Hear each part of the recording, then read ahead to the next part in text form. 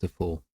A certain woman of the wives of the sons of the prophets cried out to Elisha, saying, Your servant my husband is dead, and you know that your servants fear the Lord, and the creditor is coming to take my 2 sons to be his slaves.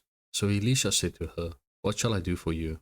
Tell me, what do you have in the house? And she said, Your maidservant has nothing in the house but a jar of oil. Then he said, Go borrow vessels from everywhere, from all your neighbors, empty vessels. Do not gather just a few. And when you have come in, you shall shut the door behind you and your sons. Then pour it into all those vessels, and set aside the full ones. So she went from him and shut the door behind her and her sons, who brought the vessels to her, and she poured it out. Now it came to pass, when the vessels were full, that she said to her son, Bring me another vessel. And he said to her, There is not another vessel. So the oil ceased. Then she came and told the man of God, and he said, Go sell the oil and pay your debt, and you and your sons live on the rest. Now it happened one day that Elisha went to Shunem, where there was a notable woman, and she persuaded him to eat some food. So it was, as often as he passed by, he would turn in there to eat some food. And she said to her husband, Look now, I know that this is a holy man of God, who passes by us regularly. Please, let us make a small upper room on the wall, and let us put a bed for him there, and a table and a chair and a lampstand. So it will be, whenever he comes to us, he can turn in there. And it happened one day that he came there, and he turned into the upper room, and lay down there. Then he said to Gehazi, his servant, Call this Shunammite woman. When he had called her, he stood before him, and he said to him, Say now to her, Look, you have been concerned for us with all this care. What can I do for you? Do you want me to speak on your behalf to the king or to the commander of the army? She answered, I dwell among my own people. So he said, What then is to be done for her? And Gehazi answered, Actually, she has no son, and her husband is old. So he said, Call her. When he had called her, she stood in the doorway. Then he said, About this time next year you shall embrace a son. And she said, No, my lord, man of God, do not lie to your maidservant. But the woman conceived and bore a son when the appointed time had come, of which Elisha had told her. And the child grew. Now it happened one day that he went out to his father, to the reapers. And he said to his father, My head, my head. So he said to a servant, Carry him to his mother. When he had taken him and brought him to his mother, he sat on her knees till noon, and then died. And she went up and laid him on the bed of the man of God, shut the door upon him, and went out. Then she called to her husband, and said, Please send me one more of the young men, and one of the donkeys, that I may run to the man of God and come back. So he said, Why are you going to him today? Is it neither the new moon nor the Sabbath? And she said, It is well. Then she saddled the donkey, and said to her servant, Drive, and go forward. Do not slacken the pace for me unless I tell you. And so she departed, and went to the man of God at Mount Carmel. So it was, when the man of God saw her afar off, that he said to his servant Gehazi, Look, the Shunammite woman, please run now to meet her, and say to her, Is it well with you? Is it well with your husband? Is it well with the child? And she answered, It is well. Now when she came to the man of God at the hill, she caught him by the feet, but Gehazi came near to push her away. But the man of God said, Let her alone, for her soul is in deep distress, and the Lord has hidden it from me, and has not told me. So she said, Did I ask a son of my Lord? Did I not say, Do not deceive me? Then he said to Gehazi, Get yourself ready, and take my staff in your hand, and be on your way. If you meet anyone, do not greet him. If anyone greets you, do not answer him, but lay my staff on the face of the child. And the mother of the child said, As the Lord lives, and as your soul lives, I will not leave you. So he arose and followed her. Now Gehazi went on ahead of them, and laid the staff on the face of the child, but there was neither voice nor hearing. Therefore he went back to meet him, and told him, saying, The child has not awakened. When Elisha came into the house, there was the child lying dead on his bed. He went in therefore, shut the door behind the 2 of them, and prayed to the Lord. And he went up and lay on the child, and put his mouth on his mouth, his eyes on his eyes, and his hands on his hands. And he stretched himself out on the child, and the flesh of the child became warm. He returned and walked back and forth in the house, and again went up and stretched himself out on him. Then the child sneezed 7 times, and the child opened his eyes. And he called Gehazi and said, Call this Shunammite woman. So he called her, and when she came into him, he said, Pick up your son. So she went in, fell at his feet, and bowed to the ground. Then she picked up her son and went out. And Elisha returned to Gilgal, and there was a famine in the land. Now the sons of the prophets were sitting before him, and he said to his servant, Put on the large pot, and boil stew for the sons of the prophets. So one went out into the field to gather herbs, and found a wild vine, and gathered from it a lapful of wild gourds, and came and sliced them into the pot of stew, though they did not know what they were. Then they served it to the men to eat. Now it happened, as they were eating the stew, that they cried out and said, Man of God, there is death in the pot, and they could not eat it. So he said, Then bring some flour. And he put it into the pot, and said, Serve it to the people, that they may eat. And there was nothing harmful in the pot.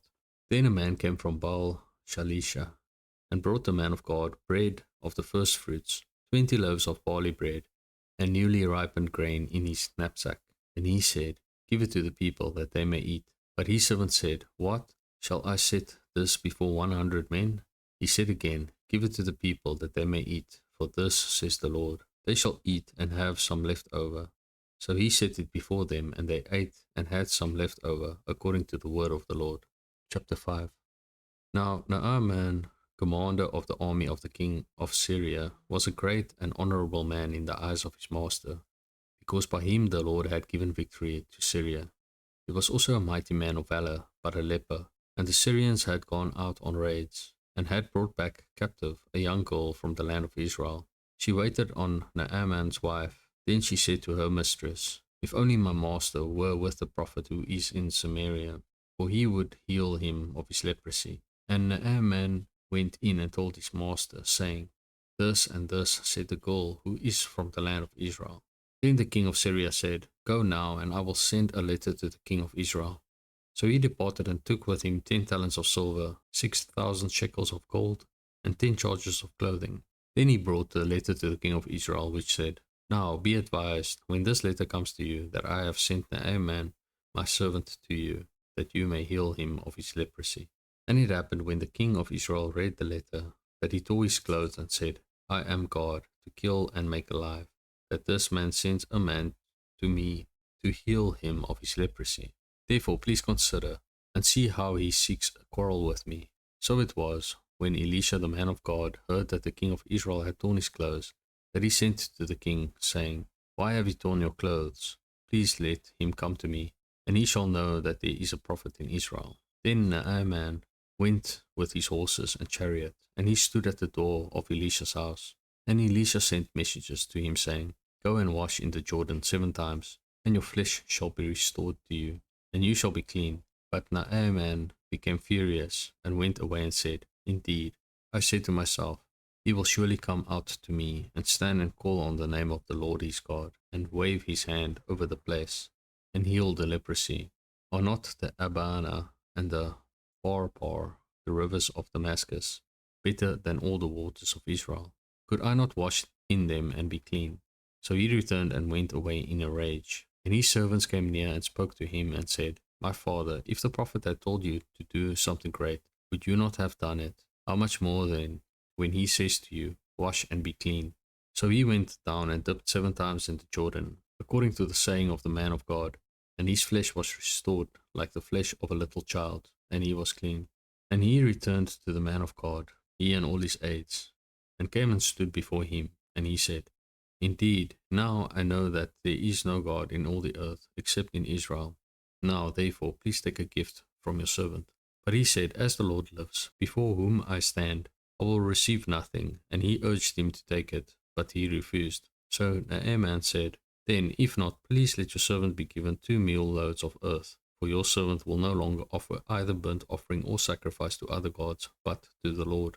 Yet in this thing may the Lord pardon your servant, when my master goes into the temple of Rimmon to worship there, and he leans on my hand, and I bow down in the temple of Rimmon. When I bow down in the temple of Rimmon, may the Lord please pardon your servant in this thing. Then he said to him, Go in peace. So he departed from him a short distance. But Gehazi, the servant of Elisha, the man of God, said, Look, my master has spared Naaman this Syrian, while not receiving from his hands what he brought. But as the Lord lives, I will run after him and take something from him. So Gehazi pursued Naaman. When Naaman saw him running after him, he got down from the chariot to meet him. And he said, Is all well? And he said, All is well. My master has sent me, saying, Indeed, just now 2 young men of the sons of the prophets have come to me from the mountains of Ephraim. Please give them a talent of silver and 2 changes of garments. So Naaman said, Please take 2 talents. And he urged him and bound 2 talents of silver in 2 bags, with 2 changes of garments, and handed them to 2 of his servants. And they carried them on ahead of him. When he came to the citadel, he took them from their hand, and stored them away in the house. Then he let the men go, and they departed. Now he went in and stood before his master. Elisha said to him, Where did you go, Gehazi? And he said, Your servant did not go anywhere. Then he said to him, Did not my heart go with you when the man turned back from his chariot to meet you? Is it time to receive money and to receive clothing, olive groves and vineyards, sheep and oxen, male and female servants?